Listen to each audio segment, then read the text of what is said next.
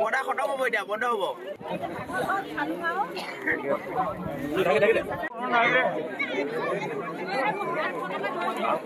এই বাঘটো আজি জনাঞ্চলত অহা প্ৰায় আমি দুমাহৰ পৰা মানুহে প্ৰত্যক্ষ কৰিছিলে সন্ধিয়া 5:30-6 বজাৰ লগে লগে মানে বাঘটো আহি কিনে ৰাস্তা কাষত থাকি মানুহৰ গাত জঁপিয়াই মানে হেৰি কৰিব বিচাৰে চিকাৰৰ কাৰণে মানে ৰাখিব বিচাৰে লগত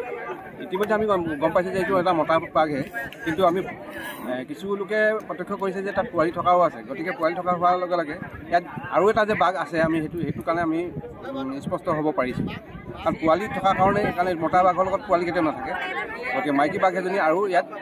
থাকিব লাগে এতিয়া আমাৰ সেফ কাষ্টডিত ৰাখিম ৰাতি ৰিলিজ কৰিব লাগিব দিনতো ৰিলিজ কৰিব নোৱাৰিম